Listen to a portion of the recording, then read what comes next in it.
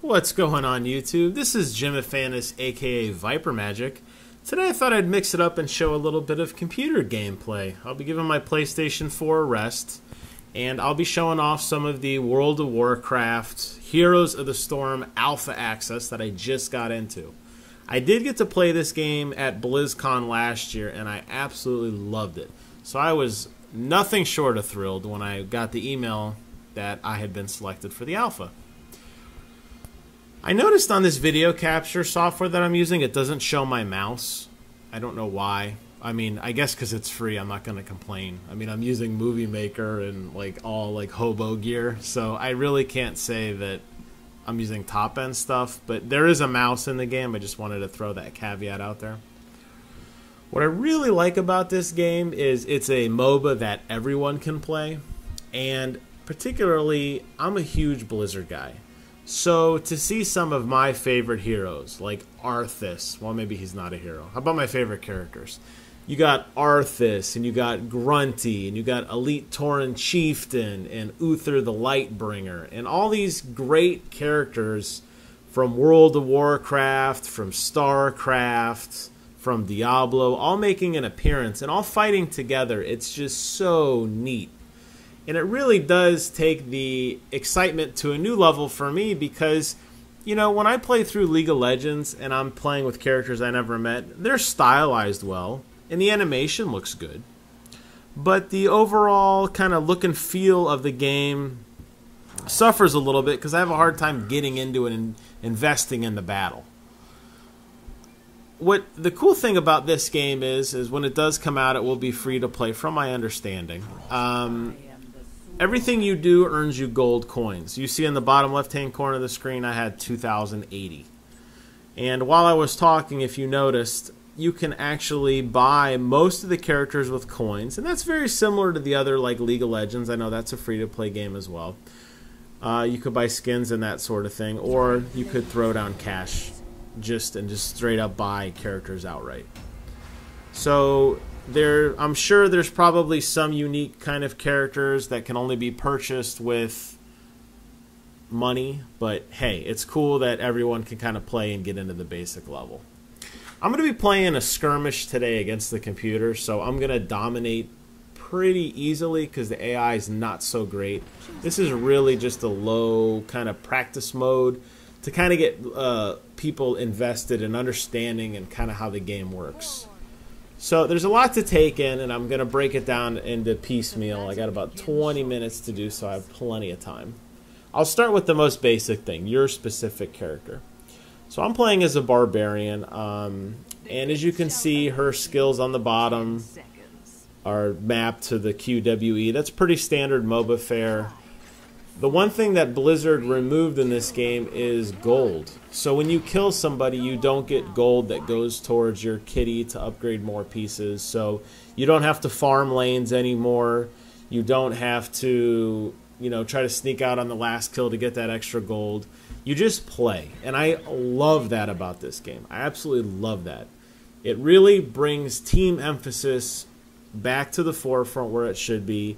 You're not standing around waiting to snipe kills. You're not leaving your teammates out to dry. You're not pushing lanes. You're just playing and having fun, and the game will take care of all that behind the scenes weapon kind of customization stuff. Now some people might say, well geez, you know, I miss the League of Legends type store where I can go back and start working on, you know, better gear and get faster run walk speed and get faster, you know, more casting or more life leech. And yes, I do agree the customization is lacking, but you're not having to deep dive a lot of that stuff, and it really puts the emphasis back on gameplay, and I really do appreciate that. So I am really excited about that.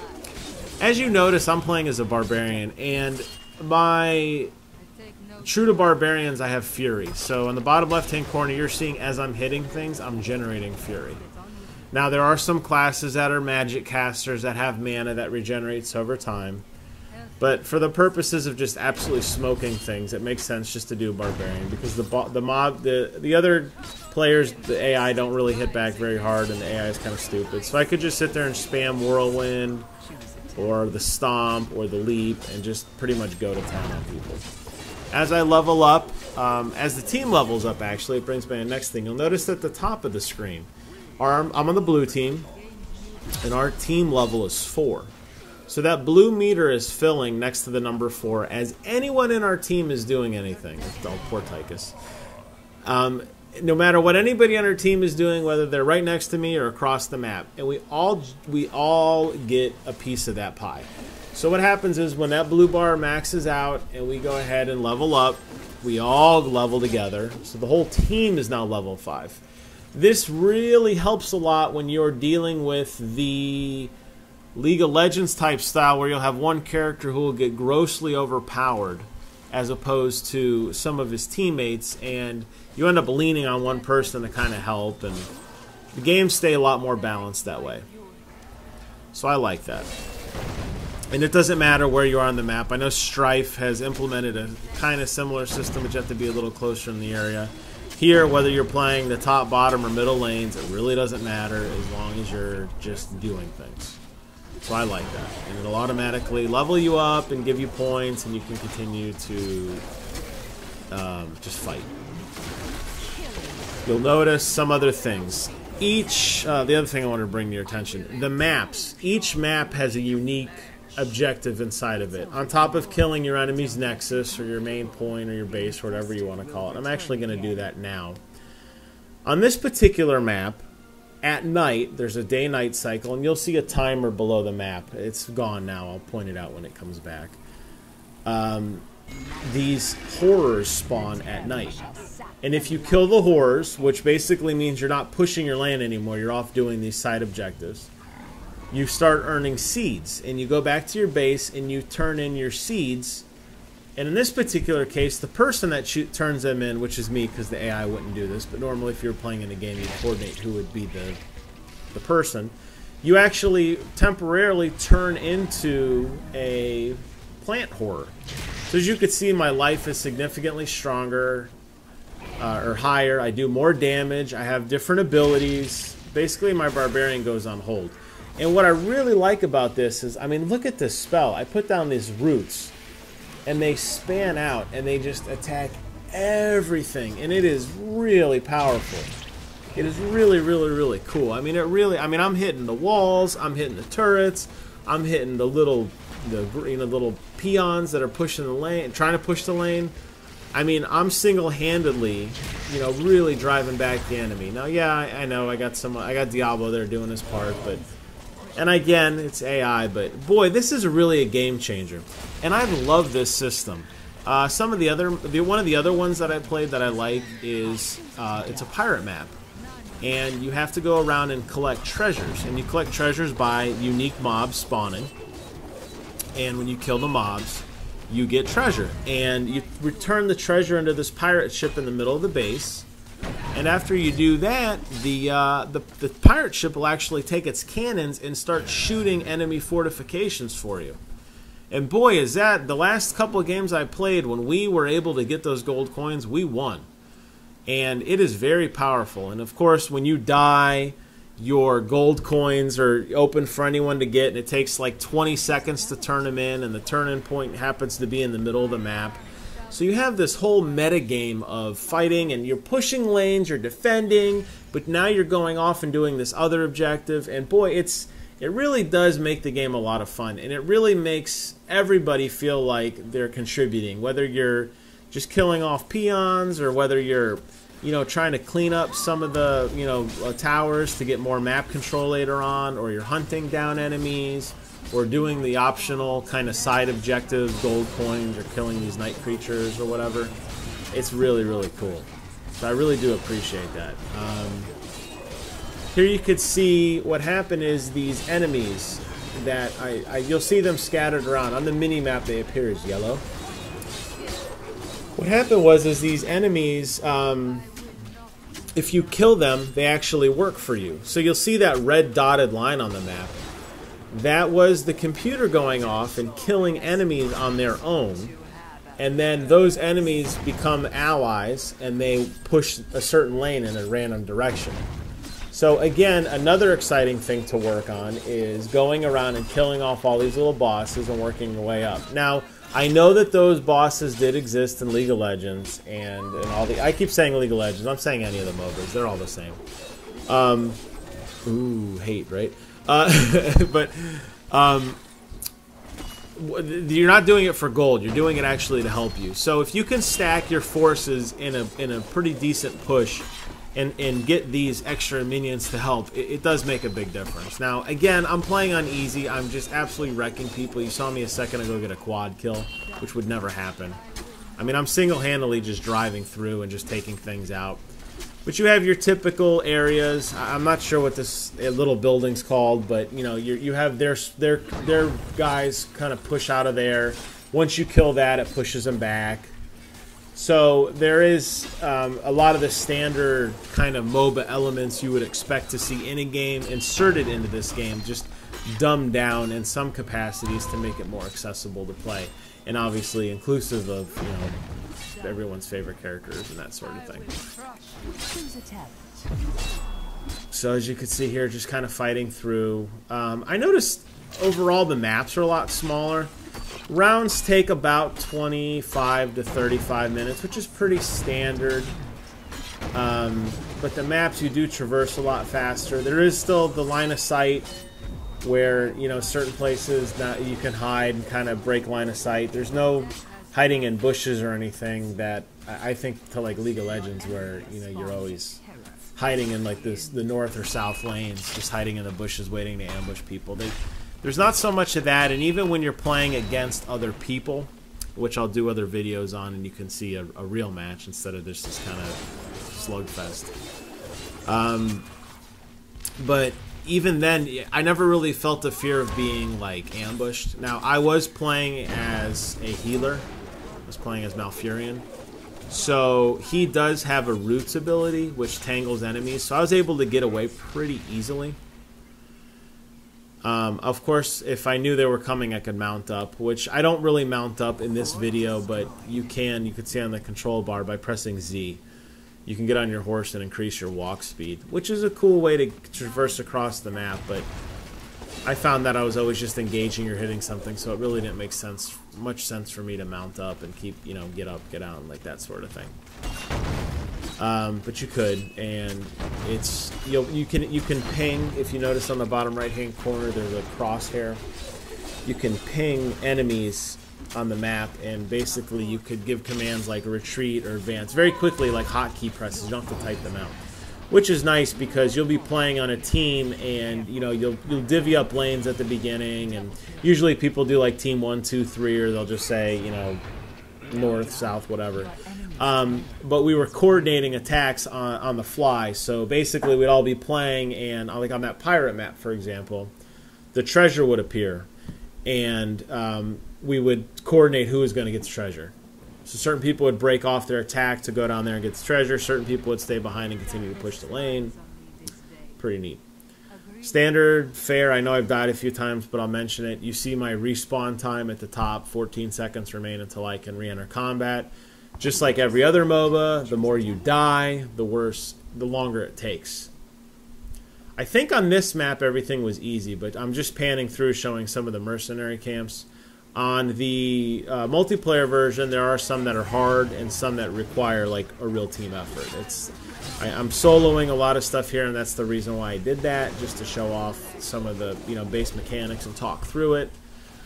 But there are some of them where you really do need designated healer to kind of stand and help out, or you know, whatever. Here you could see me getting ready to push through the center. I thought we actually had it at this point because we get really close, but we end up getting driven back and do another stand.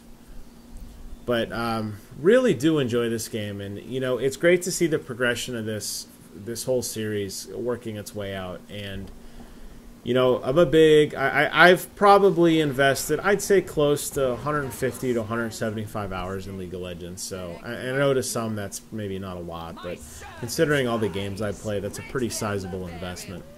And I really do like it, and I found a certain play style that works for me, and I do play the game the way it's meant to be played, and I will snipe enemies, and I will push, and I will, you know, I'll creep, I'll farm, I'll do all that stuff.